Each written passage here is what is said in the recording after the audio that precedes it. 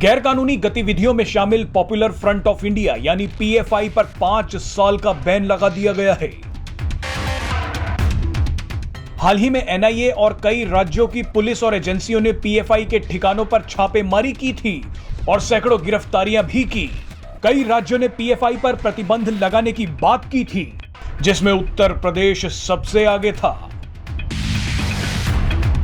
उत्तर प्रदेश में पीएफआई की गतिविधियों को अगर ध्यान से देखें तो आपको पता चलेगा कि हाल ही के दिनों में लगभग हर बड़े कारनामे में पीएफआई का हाथ था। पीएफआई के बैन होते ही सीएम योगी ने एक ट्वीट किया। सीएम योगी ने कहा कि यह एक सराहनीय और स्वागत योग्य कदम है। योगी ने कहा कि यह नया भारत है। यहां आतंकी, आपराधिक और राष्ट्र की अखंडता और सुरक्षा के लिए खतरा बने संगठन और व्यक्ति स्वीकार्य नहीं हैं।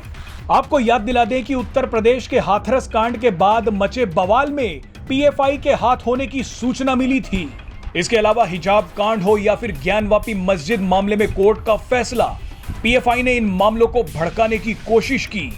नूपुर शर्मा विवाद के बाद जुम्मे पर यूपी में भड़की हिंसा मामले में भी पीएफआई का कनेक्शन सामने आया था।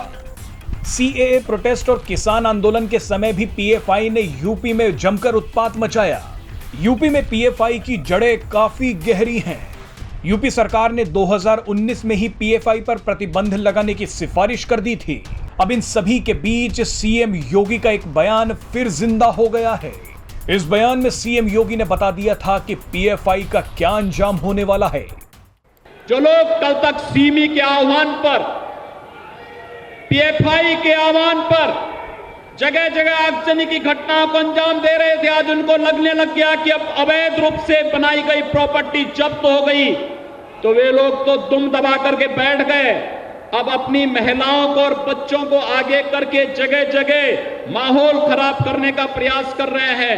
आप चिंता की कोई बात नहीं, सारे मामलों को सरकार और प्रशासन अपने तरीके से समाधान भी निकालेगा।